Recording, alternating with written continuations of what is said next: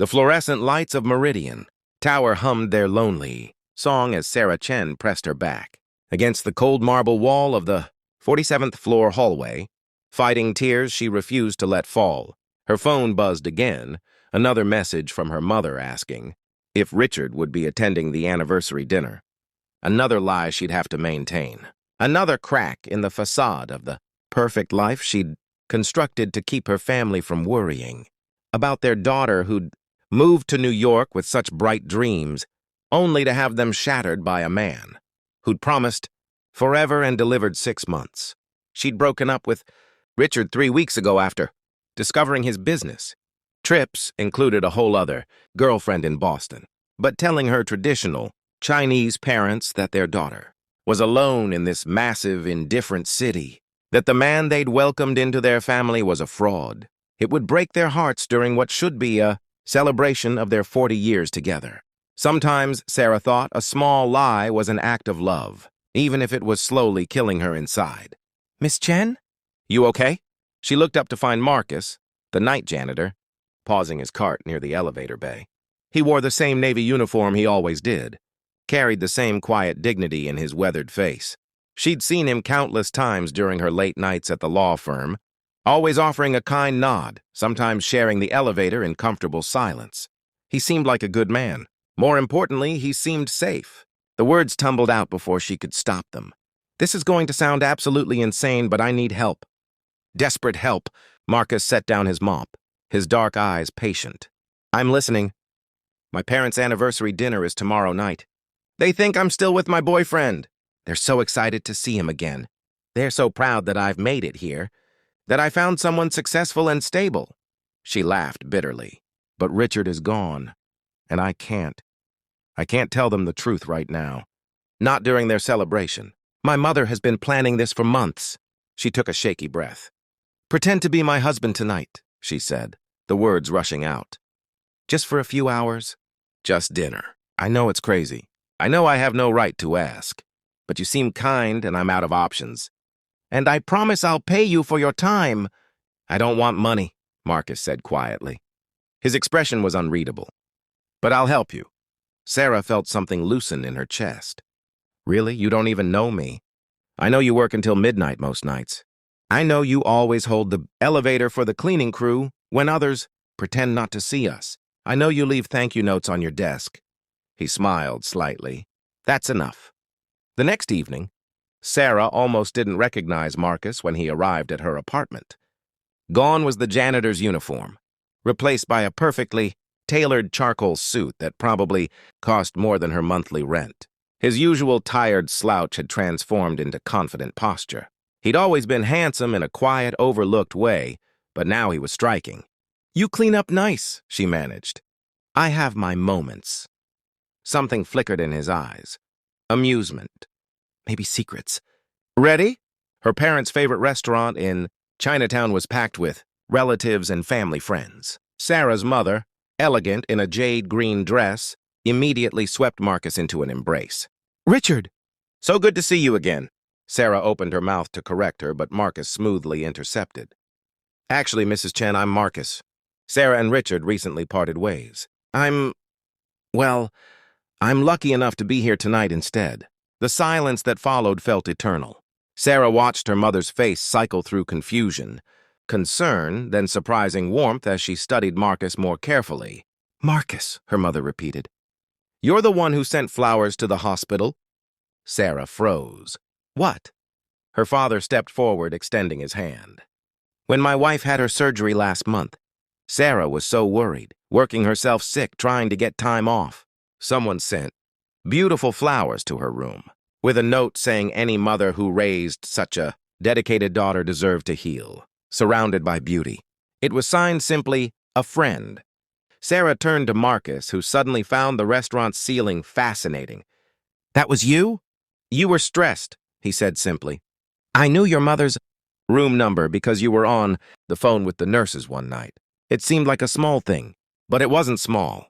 Nothing about this was small anymore." Dinner unfolded like a dream. Marcus spoke Mandarin, fluently, which shocked everyone. He discussed her father's mechanical engineering career with genuine interest and knowledge. He made her teenage cousin laugh with stories about growing up in Brooklyn. He treated the elderly waiter with the kind of respect that made Sarah's grandmother nod approvingly. When Sarah's uncle asked what he did for work, Marcus simply said, "I work in property management," which wasn't technically a lie, Sarah supposed, though it felt incomplete somehow. The real moment came during her parents' speeches. Her father talked about 40 years of partnership, of choosing love daily, of the dignity in honest work and honest hearts. Her mother spoke about the courage it took to be vulnerable, to let people see you truly. Sarah felt tears sliding down her face. Marcus quietly handed her his handkerchief. Real cloth, monogrammed with initials she didn't recognize. M.W. "Thank you," she whispered, "for everything. For being kinder to me than I deserve. You deserve kindness, Sarah. You just haven't been receiving it." As the evening wound down, Sarah's mother pulled her aside. "I like him better than Richard." "Mom, we're not." "That young man looks at you like you hung the moon. And more importantly, he sees people, really sees them. That's rare." She patted Sarah's hand. "Your father and I knew about Richard's cheating. We were waiting for you to be ready to tell us. We would never think less of you for someone else's betrayal." Sarah's world tilted. "You knew?" "Mothers know." She smiled gently. "We just wanted you to know you could come home always, no matter what. You don't have to be perfect for us to be proud of you."